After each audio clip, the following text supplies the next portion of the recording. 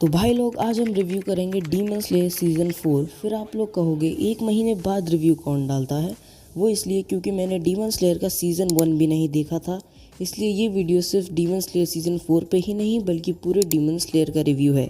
चलो video start करते हैं। तो डीमन स्लेयर के सीज़न 1 की शुरुआत में हमें एक बहुत ही खुशहाल फैमिली दिखाई जाती है और 5 मिनट बाद मुजान नाम का एक डीमन उनकी पूरी फैमिली को चट कर जाता है, लेकिन 2 बच्चे ज़रूर बच जाते हैं, तांजीरो और उसकी बहन नेजुको। लेकिन उसकी बहन एक डीमन बन जाती है और इस एनिमे में तांजीरो का यही मकसद होता है कि वो अपनी बहन को डीमन से वापस इंसान बना दे। आगे जाके स्टोरी में 2 बंदे और आते हैं, जिसमें से एक वो अजीब सा बोर इनोसके और वो डरपोक जो हमेशा रोता रहता है इनोसुके। इन दोनों के आने के बाद स्टोरी थोड़ी इंटरेस्टिंग ज़रूर हो जाती है, लेकिन जब वो डमरू वाला विलन आता है तब मेरा बिल्कुल भी मन नहीं कर रहा था डीमन स्लेयर देखने का, लेकिन मन मार के मैंने फिर भी डीमन स्लेयर को कंटिन्यू करा और इट वाज वर्थ इट। जब वो स्ट्रिंग वाला डीमन आता है तो तब मुझे डीमन स्लेयर काफ़ी अच्छी लगने लगी थी, क्योंकि उस कैरेक्टर की बैक स्टोरी, उस फाइट की एनिमेशन सब परफेक्ट था। और उसके बाद सीज़न 1 ख़त्म हो जाता है और सीज़न 2 शुरू होता है, जो 2 आर्क्स में डिवाइड होता है, एक म्यूगन ट्रेन आर्क और एक एंटरटेनमेंट डिस्ट्रिक्ट आर्क। सबसे पहले म्यूगन ट्रेन आर्क से शुरुआत करते हैं। इस आर्क की शुरुआत में हमें म्यूगन ट्रेन दिखाई जाती है, जिसमें से रैंडमली कुछ पैसेंजर्स गायब हो रहे हैं, इसलिए हमारे फायर हाशिरा रेनगोकू ट्रेन को इन्वेस्टिगेट करने के लिए आते हैं और हमारे मेन कैरेक्टर्स भी वहां पहुंच जाते हैं। और वहां एक डीमन होती है जो सबको सुला देती है और उनको मारने ही वाली होती है, लेकिन हमारे मेन कैरेक्टर तांजीरो कमाडो नींद से उठकर उस डीमन का गला काट देते हैं।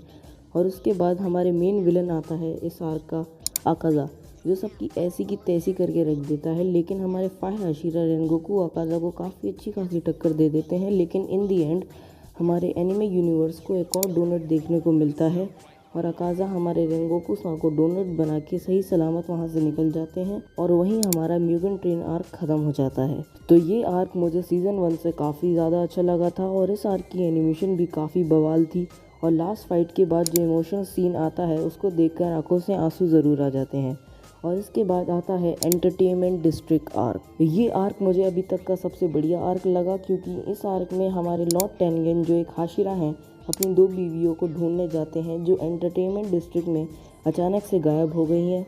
और उनके साथ हमारे तांजीरो, जेनेत्सु और इनोसके भी जाते हैं, लेकिन उन्हें पता चलता है कि उसकी दोनों बीवियों को डाकी नाम के एक डीमन ने पकड़ रखा है और वो जैसे तैसे उसका सर काट भी देते हैं। लेकिन तब हमारे इस आर्क के मेन विलेन आता है ग्योतारो, जो सबकी फाड़ के रख देता है। और जो फाइट होती है वो देख के लिटरली मज़ा आ जाता है और उस सीन की एनिमेशन भी टॉप क्लास थी।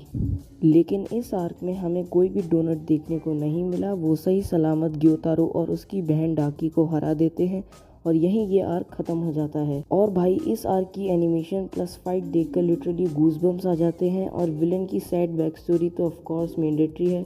और इसके बाद आता है हमारा सीज़न 3 स्वॉर्ड्समिथ विलेज आर्क। तो दोस्तों इस आर्क में तांजीरो की तलवार टूट जाती है, इसलिए वो अपनी नई तलवार बनाने के लिए स्वॉर्ड्समिथ विलेज आता है, जो एक हिडन लोकेशन पे लोकेटेड है, जिसकी लोकेशन तांजीरो को भी नहीं पता, क्योंकि वो अपनी आंखों पे पट्टी डाल के आता है।